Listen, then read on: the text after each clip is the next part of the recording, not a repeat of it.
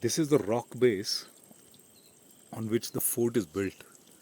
You can see the wall of the fort, side wall of the fort, right on top there. How did they even choose this? How did they know it's going to be rock all the way and then construct a strong, big, strong fort? Climbing a few steps, we will enter the fort. Flavin is already ahead of me. Before venturing out on this 3-day tour, cycle tour, I read some information of this place, this fort. Of course, this fort, the Rangnagad, is also known as Prasiddhagad. It is located in the Budhargad Taluka of Kolhapur district. In fact, it is on the border of two districts, Sindhudurg and Kolhapur. And it is on the top of a ridge at the height of 675 meters from the mean sea level in the Sahyadri range of mountains. This fort is supposed to have 4 entry gates. I don't know how many we'll get to see. We don't even know how big the fort is from inside. From outside, it looks quite small. What is striking is the history and the antiquity of this fort.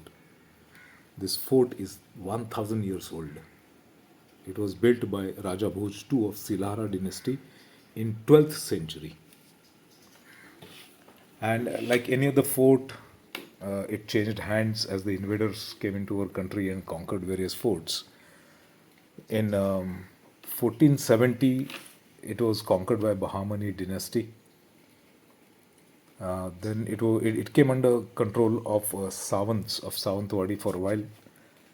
Then it was taken over by the commander-in-chief of Adil Shahi dynasty. And in 1664, it was conquered by Chhatrapati Shivaji Maharaj. And it remained with Maratha Empire till 1818 when it was conquered by British. And it remained with British till our independence, independence of our country. Now, when I look back, you can clearly see into the valley there. The fort still stands, at least some part that I can see is standing very strong.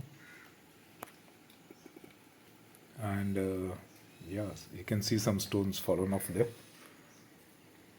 Like any other fort, this fort also looks like it's in a state of neglect. Inside I can see 2 cannons, one on the left, one on the right. And the base of the cannon looks relatively new. It doesn't look ancient. It looks like some group is taking interest and trying to conserve this, trying to preserve or restore it. So the bases look new. On the left, on the base, you can see it's written as Triveni Rangna Group. So this particular group is doing the restoration work. Whatever little they are doing, that's a great effort. And most of the forts, most of the monuments here are in a state of neglect. The picnickers come and go, and authorities, whichever authorities are supposed to look after this, doesn't look like. You can see the plastic there on the top of the entrance there. Quite a lot of it is falling apart. Now let us move further and look and let us explore the inside of this fort.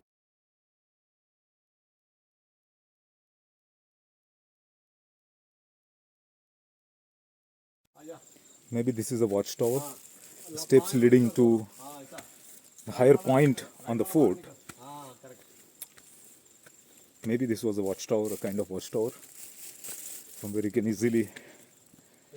Oh, it's all clouds. It's all mist, no visibility. The valley. Right now you can't see anything. But this is the higher point within the fort itself. As we walk, you go a little more higher. And Flavin is already looking over. Flavin, what do you see? What do you think? This is a watchtower or something? No, maybe. This may be the entrance, man. Yeah, that's what. So you can keep an eye. Oh, so this opens up into the entrance also.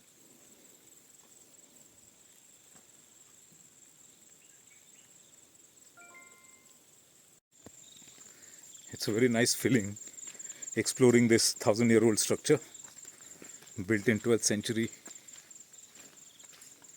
by Raja Bhoj II of Silara dynasty. The structure still stands strong. As usual, like any other monuments, this is also in state of neglect. After a few more years, this may collapse.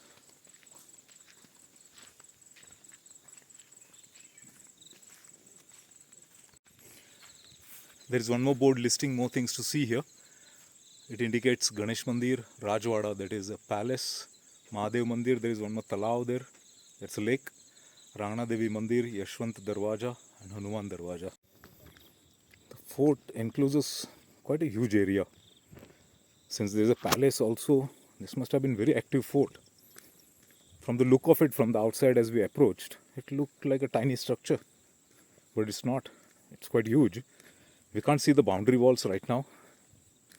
But we are just walking through the fort.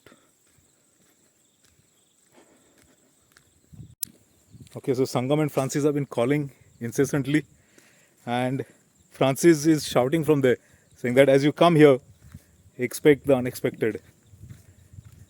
Let us see. Most of the journey has been unexpected. This Yeah. is very much unexpected. This is something he... Huh? Guess what is here? On the left? Yeah.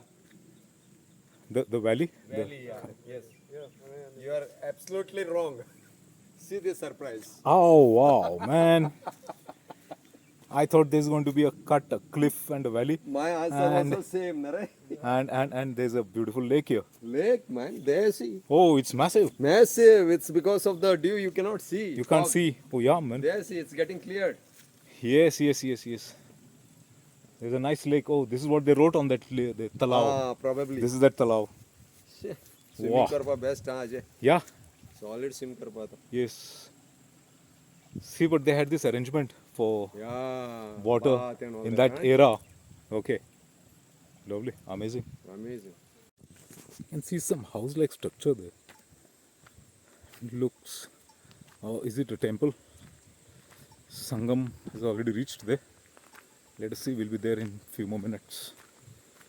I think it's some temple.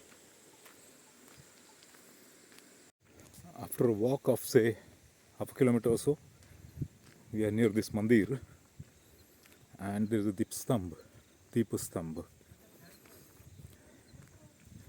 It's a pole on which there is a provision to light the lamps. Lighted lamps can be kept on those protrusions that you can see. Maybe they were lighting it every evening that time. And you can also see a cannon. The light is very poor. Again, you can see an ancient cannon which has been raised and kept on a recently made structure. So somebody is doing the conservation or preservation work, which is a very good sign.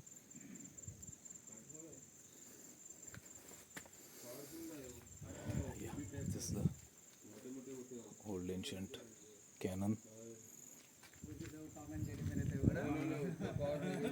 Okay, so here is the layout of the fort and it's showing everything. That gives a clear-cut idea where we entered from. I can see, yeah, Deepmal. There is Deepmal or Deepastambh. That is where we are right now. On the right of this Deepastambha is Maruti Temple or Hanuman Temple.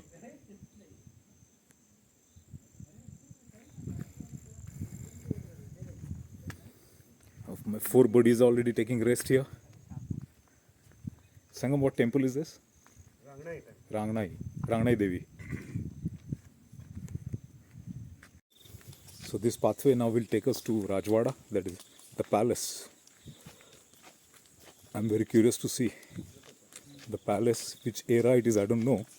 I will have to do some reading, some research and reading, or ask around if somebody knows. Okay, so we have walked half a kilometer and we are approaching the Rajwada, the palace. This palace is within the fort that we are exploring right now. Rangnagad, the 12th century fort.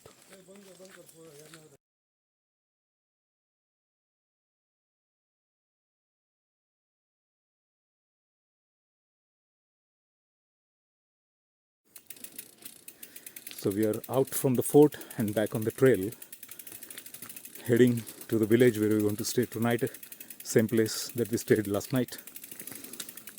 So this trail, this rocky trail, gravelly trail, is almost 10 kilometers, out of which I think only 3 kilometers is rideable, rest is walking. So our day 2 of cycle touring is coming to a conclusion. It was a fantastic ride, grueling ride. Distance not much, hardly 50 kilometers, but deadly climbs on the way. And way to the Fort Rangnagad, 11 kilometers of off-road, loose boulders, loose gravel. Almost 10 kilometers we were pushing the bikes. Anyway, it was all really worth it. We are back to our homestay, feeling nice after seeing the monument, which is 1,000 years old, and now sunlight reflecting from the backwaters of the dam, the local dam, the Patgaon Dam. So we're calling it a day of riding. We'll relax, wash, have dinner, and go to sleep. Tomorrow heading back.